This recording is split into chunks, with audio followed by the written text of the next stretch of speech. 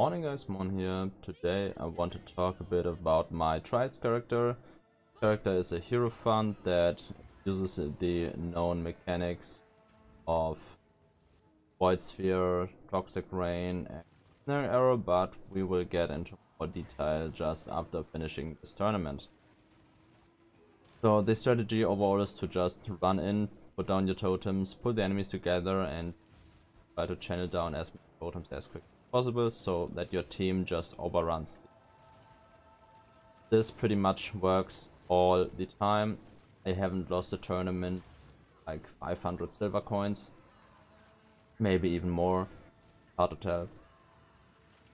The only thing that's fairly annoying is with the recent AI patches that the last totem takes a lot longer to channel down because the enemies try to focus us, which are here.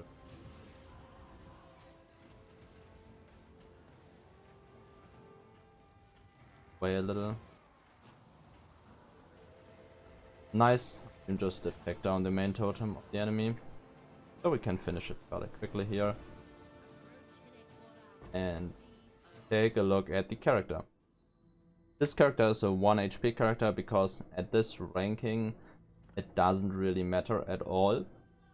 The defenses you would need like 10k HP with insane defense to reliably survive everything the enemies throw at you, and that's just not feasible to do, so we go the opposite route, just take 1 life, mind over matter CI to like ignore chaos damage and just avoid all the other types of damages.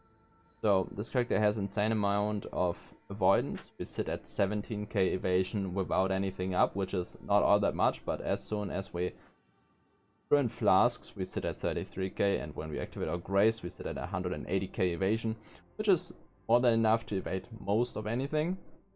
Then we have 75% chance to dodge spells, to block spells, and to block attack damage.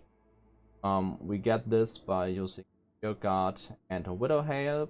This gets us very far in the block department. Like, we get pretty much most of our block just from the quiver, and the rest like from some small pieces like the Strangle Grasp, like the Eternal Struggle gives chance to block spell damage. In this version there's some options for the amulet, but here in the private league this was the best option for me to use. We're using Magnauts to knock back the enemies further because we can't knock them back anymore like that often, because knockback is limited to 5 knockbacks every 5 seconds, so we just try to get them as far as possible with a single knockback. Then we use the March of the Legion to give us a very strong grace combined with Defiance Banner and Inspiration, and put Defiance Banner into the boots because banner cannot be used with blessing, so that the Defiance Banner still gets +5 levels but can be used in normal ways. We have a phase run, we have a haste, we get our bots with bone chill and elements to slow down the enemies, 2 marks of for temporal chains and enable alignment. This easiest way to just get them, and ring slot is very unimportant on the character.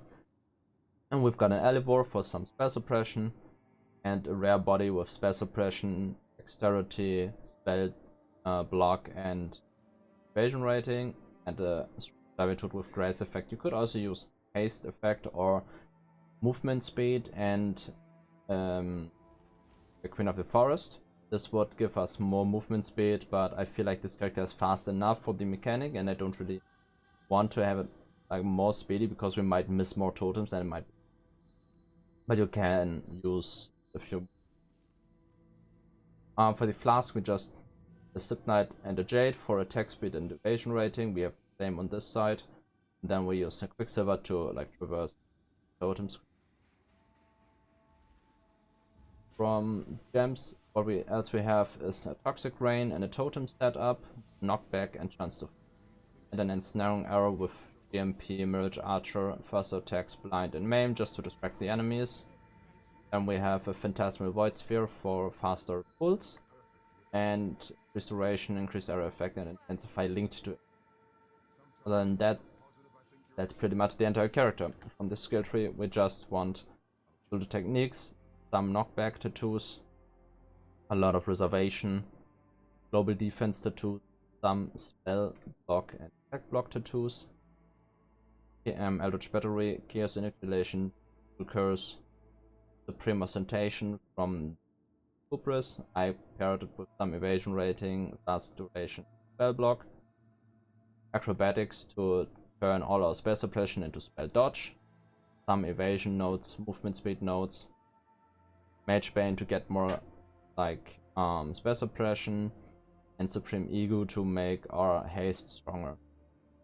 Other than that, we like the tree isn't really very special. We just try to get important keystones and some duration, some evasion, some movement preservation, aura effect. More or less that. We have 1+1 to all dexterity skill gems for Grace as well. I went a little overboard with Grace, so I have a little 27 Grace, which is not necessary. You can onslaught and more movement speed here, but I feel very comfortable with the setup.